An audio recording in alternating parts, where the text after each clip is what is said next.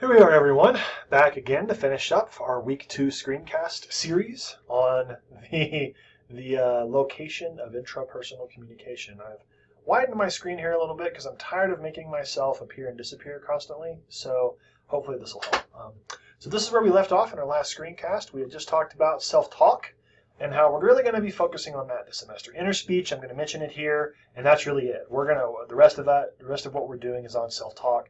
Self-talk is what week 2 and is really all about in our second discussion board and your journal entry. So I do want to remind you in your second journal entry, you do only have the one for the week, and that means it's got to be a minimum of 600 words, 2 pages double spaced. Okay, so do the word count, make sure you hit the minimum of 600 words. Really take this opportunity to think, and really take this opportunity to think through some of these experiences that have led you to talk to yourself in the way that you have, because the fact of the matter is, you're creating realities inside yourself, and you want to know why and where they come from so that you can change them. That's the whole point. It's really the whole point. So let's finish up. How about that? So we're focusing on self-talk. Let's figure out how it works. Okay? So how does self-talk work? Well, folks, it's a dialogue with the self. Okay? Dialogue sounds weird to have it with yourself. It makes you sound like there's all this pop psychology stuff that says, if you talk to yourself, you're crazy. Well, actually, if you talk to yourself, you're normal. and your identity and yourself and the navigation of who you are sort of requires you to talk to yourself. Okay. Now there is a point where if it gets to be too much, or you might need some help. But dialogue with the self is not a bad thing. So self-talk is dialogue with the self. It exists in 2 forms. Okay. The 2 forms are the silent internal dialogic process or dialogic process. So what we're talking about here is these times when you're having these sort of thoughts to yourself and you're thinking through things. So if I'm here in my office and I'm preparing and I'm not saying anything external, I'm just thinking to myself, reading something, and I'm thinking to myself, this isn't really good, okay, So it's this internal dialogic process that you can have with yourself. There's also the audible, and audible is important. Audible external dialogue addressed to self, although others may hear it. Here's my confession. When I'm working through something here in my office, or I get really frustrated, I'll be doing something and an email will pop up. I'll go, are you kidding me? And really I'm talking to myself, but it's loud enough that my colleagues across the hall will hear me. So I'm not the only one who does it, by the way. I just want to say that. So you have dialogue with the self existing silently internally, just within yourself. And you also have it happening audibly enough where other people might hear it, okay? So the dialogue with the self exists like that. So in self-talk, we've said this before, but now look, we're back to these words. In self-talk, the self, that's you, is both the source and the object of the interaction. So you are the source, not just the sender. You are the object of the interaction. This is important for us to remember. So another good way of referencing this is internal collaboration with yourself. Whenever I'm preparing something for this course or another course, I'm collaborating with myself. I'm like, man, is this a good idea? Yeah, I think this is. Or wow, this one's better than this one. And what if I do it in this order? No, that order's not going to work. And so it doesn't mean that I'm crazy or whatever. It means that I'm internally collaborating with myself. If you're an artist, you internally collaborate with yourself. If you're just a human being, you're going to internally collaborate with yourself. But if you're someone who does anything, if you're a painter or someone who draws or a musician or a writer or a dancer or someone who acts or someone who does anything in any of those realms, if I've missed something, let me know. It's an internal collaboration with yourself. And so that's a really good way of looking at it. Okay? So self-talk is dialogue with the self. This is what we're studying this semester. This is where we're at. Okay? Everywhere we go this semester is going to have dialogue with the self be at the center. So here we go. What are the distinctive attributes? What is it? So self-awareness is present. Okay? So you have to be aware that you have a self to be able to internally collaborate with yourself. So George Herbert Mead is a foundational scholar in so many disciplines. And one of the reasons is this idea of reflective consciousness. So it's in the term reflective consciousness. I have consciousness, but I'm also able to reflect on my own consciousness. So that's self-awareness. A minimal level of self-awareness is necessary in order to address the self as object. Remember, you're the source, you're the object. So you have to have self-awareness. That's reflective consciousness. Okay, so self-awareness. Dialogic nature. Their dialogical nature, dialogical, depending on who you are, depends on how you say it. You address the self as the object of one's talk, whether vocalized or silent. So, self-awareness, dialogic nature, a stimulus of some sort. There's got to be some sort of stimulus, a sign, a symbol, originating from the self. Okay? An interpretive, symbolic response or feedback from the self. So, I have to be aware. There has to be a dialogic nature to the self-talk. I got to be using some sort of sign or symbol. There's got to be some sort of stimulus there. I've got to be interpreting what I'm doing, giving myself feedback somehow. Okay, so this is the first round of distinctive attributes. Okay, here we go. Here's more. It can be intentional or unintentional. This goes all the way back to our one cannot not communicate conversation back in week 1. Yes. Silent or vocalized. We said that, but we just wanted to make sure that's clear. Now here we go. The evocation or evocation of an interpretive response from the self must be there for the communication to constitute self-talk.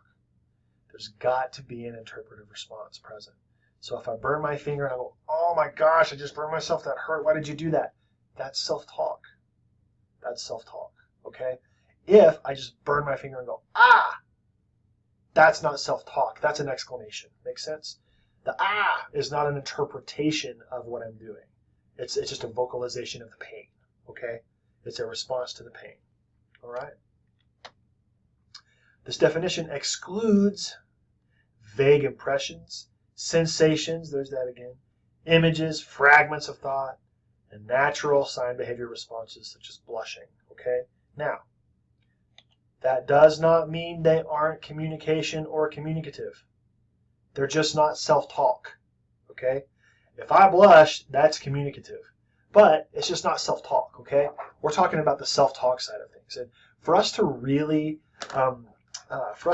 grow, for us to really change, for us to really understand, we have to remain in the realm of self-talk this semester, okay? The book that you're reading this semester is all about mindset. And ultimately, the way that you're going to deal with, manage, and change, if you need to, your mindset is going to be doing self-talk, okay? So I just want to make that distinction, okay? So those are the attributes of self-talk, all right? What are the functions? The functions of self-talk, okay? The creation of meaning. Number 1, this is it, okay?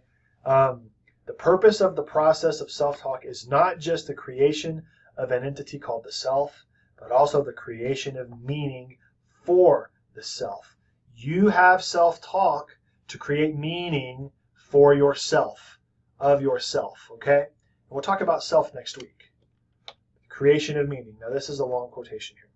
The process of self-talk on the intrapersonal level may occur simultaneously with the levels of interpersonal or public communication. In fact, it happens constantly. But it provides the richest input for human consciousness when intrapersonal is the exclusive level of communication taking place. This is why why sometimes when you're confused, you've got to get off by yourself and think and talk to yourself. You can't do those things and communicate with people around you at work. Sometimes it's like, I just need to go be by myself to really get my head on. Or I'm gonna go for a hike. A lot of you mentioned that you like nature and stuff. You're gonna get away and you're gonna communicate with yourself and you're gonna come back. You're gonna feel more self-aware. You're gonna feel more in line with really what you're thinking. Okay. So purposes and functions of self-talk, creation of meaning is the number 1 thing. We have a few more, but that is the main thing we're talking about this semester. You've got the adaptation of the self, because once you create meaning, you're going to be able to adapt the self, okay? You're going to be able to make that work. And so here I say it's the primary social purpose of self-talk. Meaning making is the general purpose. The primary social purpose of self-talk is the adaptation of the self, okay? How do I adapt to this situation? How do I adapt to this thing, this thought, this feeling, this sensation, everything that I've got? How do I adapt? Okay. The reflective consciousness, that's MEAD, we mentioned that, okay, enacted in the self-talk process is crucial if we're going to adjust or modify ourselves. That's what we want to do. That's what the point of this class is to adjust and modify ourselves. The title of the class is, I think it's like Finding Your Creative Self. You want to find that, and so you want to modify it. It happens in self-talk, okay? Whether the goal is in change, or the change is in attitude or behavior, this is where we're at. So you want to adapt the self. You want to be linked to your to your environment or your community. This is really important. The functions of self-talk is to understand, oh, I am a son, I am a father, I am a husband, I am a lover, I am a whatever, right? I'm a professor. It helps me understand, and for me to think about what those things are links me to my environment, links me to my community. It helps develop the higher mental processes because I'm making meaning within myself. Regulates my own behavior, okay, and others. Because if my daughter does something and I give her a look and I say, and I just kind of shake my head like that, it starts to, she's able to regulate her own behavior as she starts to understand what those things mean. Okay? So the last point I will make before we wrap up completely for this week in our screencast is that personal growth or change can occur only through self-talk. I mean, that's not the only thing, but it's the first step. You've got to change the way you talk to yourself. You've got to begin to do these things inside yourself to be able to sustain any long-term change. This is why so many people will do weight loss programs, but they won't change the way that they talk to themselves, and they're going to go right back. If you know anything about that stuff, it's deeper than just your eating habits for most people.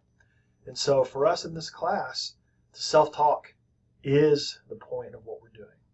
So I really want to encourage you to take some time to think about your answers to the discussion board, especially the second one this week and the first one as well, but especially the second one. The second discussion board, I'm asking you to just give an example of some self-talk from the week. And then in the journal, I'm asking you to really reflect back over your self-talk and say, you know, what are some of the experiences that led me to have this, right? All of a sudden right now in my brain, in one of those two, I'm asking you to take a look at your self-talk overall and say whether it's overall positive or overall negative. And, you know, really think that through. I know that it's going to be both for most of us, but please don't be afraid to say it's all positive or it's overall positive or it's overall negative, because, again, this idea of us examining our self-talk and understanding what's going on is really going to impact us as we move forward this semester. So, folks, that's all I've got to say about that. Thank goodness. 5 screencasts later, I'm done. I look forward to seeing you in the discussion boards this week. And if you have any questions, please let me know. Okay? Have a great examination of your self-talk over the course of this week. See you in the boards.